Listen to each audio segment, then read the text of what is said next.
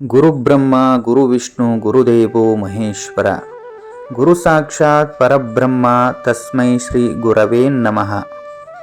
ಪ್ರಥಮದಲ್ಲಿ ಜಗದ್ಗುರು ಶಂಕರ ಶಿವಾಚಾರ್ಯ ಮಹಾಸ್ವಾಮೀಜಿಯವರ ಪಾದಾರವಿಂದಗಳಿಗೆ ಪುಡಮಟ್ಟು, ನೂತನ ಜಗದ್ಗುರುಗಳಾಗಿರುವಂತಹ ಶಿವಶಂಕರ ಮಹಾಸ್ವಾಮೀಜಿಯವರ ಪಾದಾರವಿಂದಗಳಿಗೆ ಪುಡಮಟ್ಟು, ಮಾರ್ಗದರ್ಶಕರು ಹಿರಿಯರು ಆಗಿರುವಂತಹ ಶ್ರೀ ಪುಂಡ್ಲಿಕಪ್ಪ ಅರ್ಬಿಯವರ ಪಾದಾರವಿಂದಗಳಿಗೆ ಪೊಡಮಟ್ಟು, ಆತ್ಮೀಯ ಶ್ರವಣ ಬಂಧುಗಳೇ, ಈಗಾಗಲೇ 3 ಆಡಿಯೋ ತುಣುಕುಗಳನ್ನು ತಮ್ಮಗಳಿಗೆ ಅರ್ಪಿಸಿದ್ದೇನೆ. ಅದರಂತೆ ಈ 4ನೆಯ ಸಂಚಿಕೆಯನ್ನು ತಮ್ಮಗಳ ಮುಂದೆ ತಂದಿರುವೆನು. ಆತ್ಮೀಯ ಬಂಧುಗಳೇ, ಶ್ರೀ ಶಂಕರ ಸ್ವಾಮೀಜಿಯವರು ಸೊಲ್ಲಾಪುರದ ಶ್ರೀ ನೀಲಕಂಠ ಮಠಕ್ಕೆ ಬಂದು ಸಂಸ್ಕೃತವನ್ನು ಅಭ್ಯಾಸ ಮಾಡಲಿಕ್ಕೆ ಹತ್ತಿದರು. ಇಲ್ಲಿಯ ಮಠದ ಐನವರು ಶ್ರೀ ಶಂಕರರ ನಡೆ ನುಡಿ ಆಚಾರ ವಿಚಾರಗಳನ್ನು ನೋಡಿ ಬಹಳಷ್ಟು ಸಂತಸಗೊಂಡರು. ಇಲ್ಲಿಯ ಐನವರು ಶಾಕಿನಿ ಢಾಕಿನಿ ಮಂತ್ರ ತಂತ್ರಗಳನ್ನು ಕರಗತ ಮಾಡಿಕೊಂಡವರಾಗಿದ್ದರು. ಆ ಒಂದು ಮಂತ್ರಶಕ್ತಿಯ ಬಲದಿಂದಲೇ ಭೂತ ಪಿಶಾಚಿಗಳನ್ನು ಓಡಿಸುವವರು. ತಮಗೆ ಯಾರಾದರೂ ತೊಂದರೆಯನ್ನು ಕೊಡಲಿಕ್ಕೆ ಬಂದರೆ ಈ ಮಂತ್ರದ ಬಲದಿಂದ ಅವರನ್ನು ತಮ್ಮಿಂದಲೇ ದೂರ ಓಡಿಸುತ್ತಿದ್ದರು. ಒಟ್ಟಾರೆ ಹೇಳುವುದಾದರೆ ಸಮಾಜದಲ್ಲಿ ಇವರು ದೆವ್ವಯ್ಯ ಅಯ್ಯನವರೆಂದೇ ಪ್ರಸಿದ್ಧಿಯಾಗಿದ್ದರು. ಇವರಿಗೆ ಒಬ್ಬಳೇ ಒಬ್ಬ ಮಗಳೂ ಇದ್ದಳು. ಇತ್ತ ಶಂಕರರ ಸತೇಚ್ಛ ಮುಖಚರ್ಯ ಅಭ್ಯಾಸದಲ್ಲಿದ್ದ ಚುರುಕುತನ ನೋಡಿ ತಮ್ಮ ಮಗಳನ್ನು ದಾರಿ ಎರೆದು ಕೊಡಬೇಕೆಂದು ಮನದಲ್ಲಿ ನಿಶ್ಚಯಿಸಿಕೊಂಡಿದ್ದರು. ಅದಕ್ಕೆಂದೇ ತಮ್ಮ ಬಳಿಯಲ್ಲಿರುವಂತಹ ಬೆಳ್ಳಿ ಬಂಗಾರ ದುಡ್ಡು ದನ ಕನಕಾದಿಗಳನ್ನು ಆಸ್ತಿ ಪಾಸ್ತಿಗಳನ್ನು ಪರಿಚಯಿಸಿ, ಇದೆಲ್ಲ ಆಸ್ತಿ ನಿನ್ನದೇ ಶಂಕರ ಎಂದು ಹೇಳುತ್ತಿದ್ದರು. ಹೀಗಿರುವಾಗ ಒಂದಿನ ಮಠದೊಳಗೆ ಅತಿಥಿಗಳ ಆಗಮನವಾಯಿತು. ಅತಿಥಿಗಳಿಗೆ ಸತ್ಕಾರವನ್ನು ಮಾಡುತ್ತಾ ಐನವರ ಮಡದಿ, ಶಂಕರ ನಮ್ಮ ಭಾವಿ ಅಳಿಯರು ಅಂದಾಗ ಶಂಕರರ ಮನಸ್ಸು ವಿಹ್ವಲಗೊಂಡಿತು. ಆ ದಿನದ ಆಹಾರ ಸೇರದಾಯಿತು. ತಮ್ಮ ಕರ್ತವ್ಯಕ್ಕೆ ಧಕ್ಕೆ ಬಂದೀತಲ್ಲ ಎಂದು ಬಲು ನೊಂದುಕೊಂಡರು. ಇನ್ನು ಹೇಳದೆ ಬೇರೊಂದು ಕಡೆಗೆ ಹೋಗಬೇಕೆಂದುಕೊಂಡರೆ ದುಡ್ಡು ಬೇರೆ ಇರಲಿಲ್ಲ.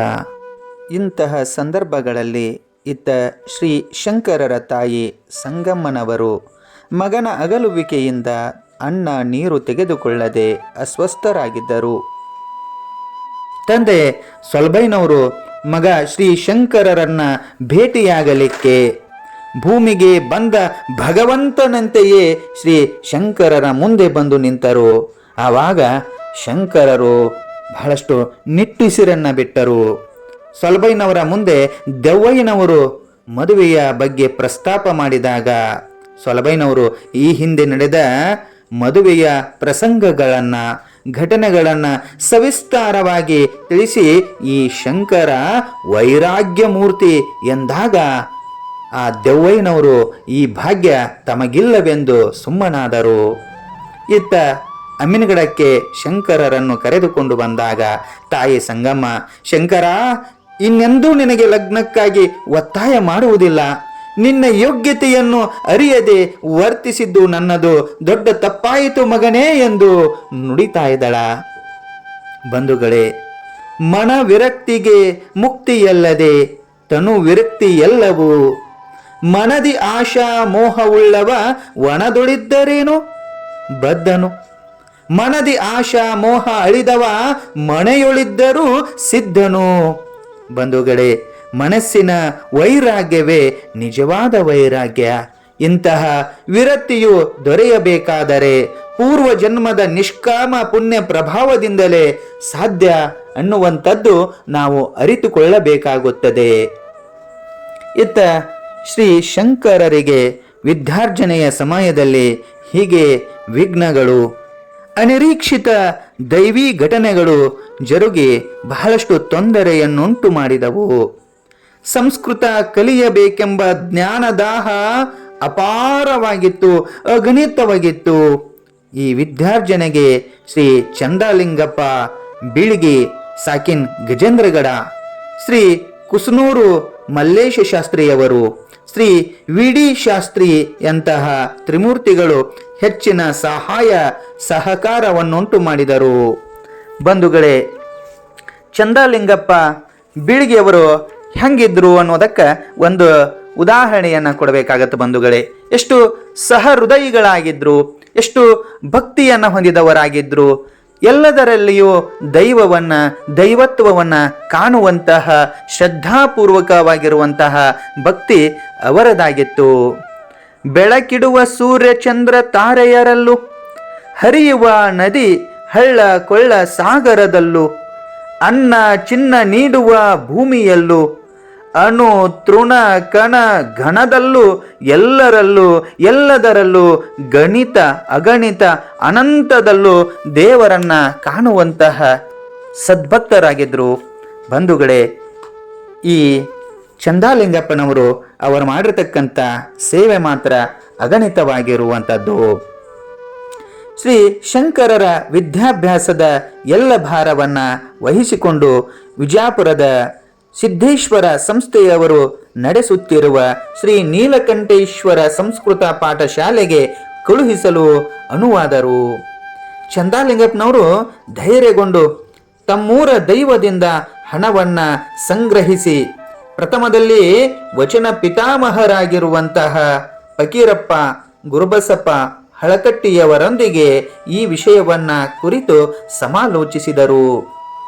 ಈ ಸಂಸ್ಥೆಯಲ್ಲಿರುವ ಅಧ್ಯಾಪಕರಾಗಿದ್ದ ಪಂಡಿತ ವೇದಮೂರ್ತಿ ಬಸವರಾಜ ಶಾಸ್ತ್ರಿಗಳು ಕೋಡಿಕೊಪ್ಪಮಠ ಅನುಭವಪೂರ್ಣ ಪಾಂಡಿತ್ಯವನ್ನು ಹಾಗೂ ಜಾತಿಯಿಂದ ಜಂಗಮರಾದರು. ಕೇವಲ ತಮ್ಮವರಿಗಷ್ಟೇ ಅಲ್ಲದೆ ಸದಾಚಾರ ಸಂಪನ್ನರಾಗಿ ಜಂಗಮ ಸ್ಥಿತಿಯನ್ನು ಹೊಂದಿದ್ದರೆ ಅಂಥವರಿಗೆ ಹೆಚ್ಚು ಗೌರವವನ್ನು ಕೊಡುತ್ತಾ ಇದ್ದರು. ಅಂತಹ ಜ್ಞಾನದಾಹಿ ಶಿಷ್ಯರಿಗೆ, ವಿದ್ಯಾರ್ಥಿಗಳಿಗೆ ಸಂಸ್ಕೃತವನ್ನ ಧಾರೆಯನ್ನ ಅರಿತಾ ಇದ್ರು. ಬಂಧುಗಳೇ, ಈ ಒಂದು ನೀಲಕಂಠೇಶ್ವರ ಸಂಸ್ಕೃತ ಪಾಠಶಾಲೆ ಕೇವಲ ಜಂಗಮರಿಗೆ ಮೀಸಲಾಗಿತ್ತು. ಈ ವಿಷಯವನ್ನ ತಿಳಿಸದೆಯೇ ಚಂದ್ರಲಿಂಗಪ್ಪನವರು ಹಾಗೂ ಫಕೀರಪ್ಪ ಗುರುಬಸಪ್ಪ ಹಳಕಟ್ಟಿಯವರು ಹಾಗೂ ಬಸವರಾಜ್ ಶಾಸ್ತ್ರಿಗಳು ಸೇರಿಕೊಂಡು ಶಂಕರರಿಗೆ ಈ ಸಂಸ್ಕೃತ ವಿದ್ಯಾಭ್ಯಾಸವನ್ನ ಕಲಿಸಬೇಕು, ಅವರ ಹಂಬಲವನ್ನ ಈಡೇರಿಸಬೇಕು ಅನ್ನುವಂತಹ ಛಲವನ್ನ ಹೊಂದಿದವರಾಗಿದ್ರು.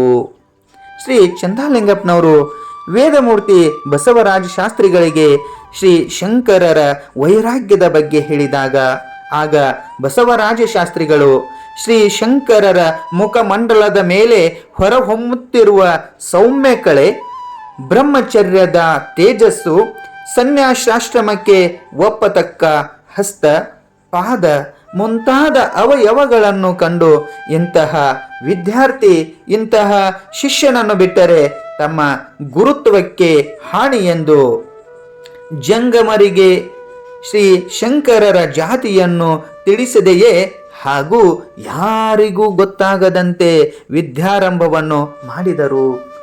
ಇಂತಹ ಶುಭ ಸಂದರ್ಭದಲ್ಲಿ ಬಂಧುಗಳೇ, ನಾವು ಬಸವರಾಜ್ ಶಾಸ್ತ್ರಿಗಳನ್ನ, ಶ್ರೀ ಚಂದ್ರಲಿಂಗಪ್ಪರವರನ್ನ, ಶ್ರೀ ಹಳಕಟ್ಟಿಯವರನ್ನ ಸ್ಮರಣೆಯನ್ನ ಮಾಡಲೇಬೇಕು ಬಂಧುಗಳೇ. ವೇದಮೂರ್ತಿ ಬಸವರಾಜ ಶಾಸ್ತ್ರಿಗಳು ಪಾಣಿನಿಯು ಬರೆದಂತಹ ಲಘು ಸಿದ್ಧಾಂತ ಕೌಮುದಿಯನ್ನ, ಅಮರಕೋಶಗಳನ್ನ ಕಲಿಸಲಿಕ್ಕೆ ಪ್ರಾರಂಭವನ್ನ ಮಾಡಿದ್ರು. ಬಂಧುಗಳೇ, ಬಹುಮಹಡಿ ಕಟ್ಟಲು ಹೇಗೆ ತಳಪಾಯ ಮುಖ್ಯವೋ ಹಾಗೆಯೇ ಸಂಸ್ಕೃತ ಕಲಿಯಲು ಈ ಮೇಲಿನ ಗ್ರಂಥಗಳೆಲ್ಲ ಮುಖ್ಯವಾದವುಗಳೇ. ಚುರುಕು ಬುದ್ಧಿಯವರಾದ ಶ್ರೀ ಶಂಕರರು ಮುಂದೆ ಪಂಚತಂತ್ರ, ಹಿತೋಪದೇಶ, ಭಗವದ್ಗೀತೆಗಳನ್ನು ಚೆನ್ನಾಗಿ ಅರಿತರು.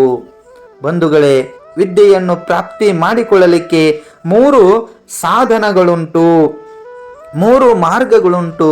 1 ಗುರು ಸೇವಾ, 2 ಧನದಿಂದ, 3 ವಿದ್ಯೆಯನ್ನು ಕೊಟ್ಟು ಪಡೆದುಕೊಳ್ಳುವುದು. ಬಂಧುಗಳೇ, ಶಂಕರರು ಗುರುವಿನ ಸೇವೆಯನ್ನ ಅತ್ಯಂತ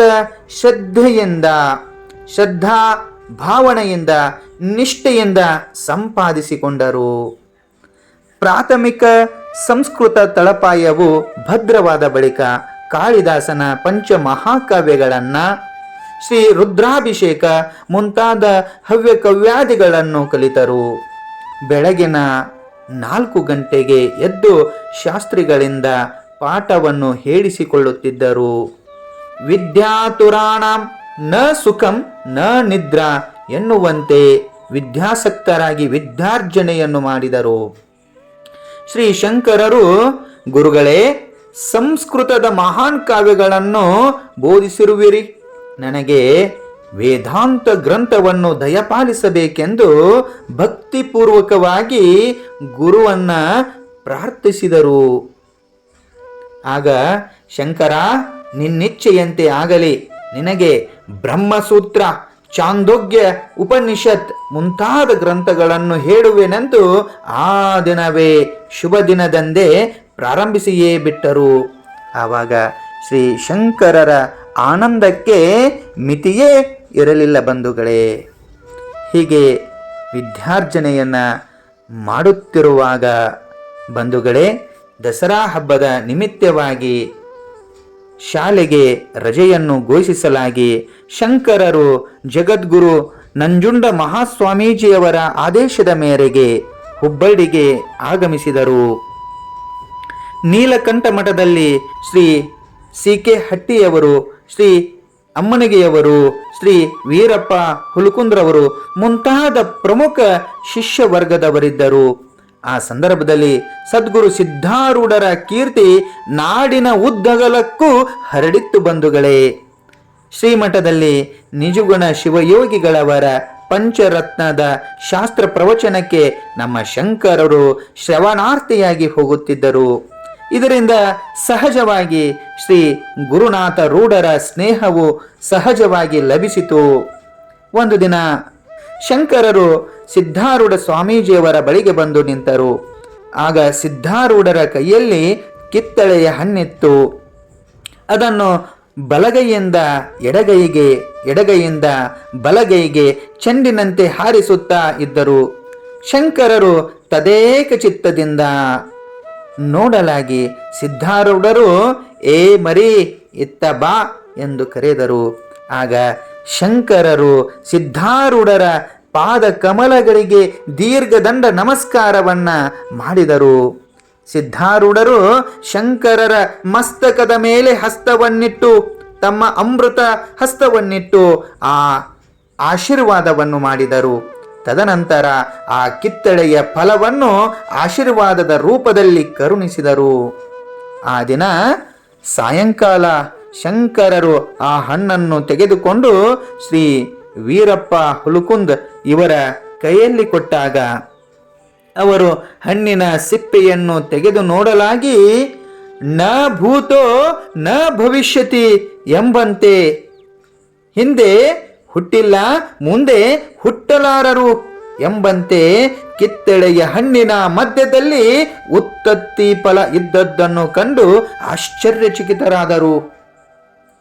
ಬಂಧುಗಳೇ, ಮಹಾತ್ಮರ ಲೀಲೆಯು ಹೀಗೆಯೇ ಎಂದು ಹೇಳಲಿಕ್ಕಾಗದು. ಹಣ್ಣನ್ನು ಶಂಕರರು ಎಲ್ಲರೊಂದಿಗೆ ಹಂಚಿಕೊಂಡು ಸವಿದರು. ಹಾಗೂ ಬೀಜವನ್ನು ಸ್ವತಃ ಶಂಕರರೇ ಪ್ರತಿದಿನವೂ ಸೇವಿಸುತ್ತಾ ಹೋದರು. ಹೀಗೆಯೇ ಬಂಧುಗಳೇ, ಸದ್ಗುರು ಸಿದ್ಧಾರೂಢರ ಆಶೀರ್ವಾದವು ಶಂಕರರಿಗೆ ದೊರಕಿತು. ಬಂಧುಗಳೇ, ಬಹುತೇಕ ಜನರು ದೇವರನ್ನ ಕಲ್ಲಿನಲ್ಲಿಟ್ಟು ನೋಡಿದರು.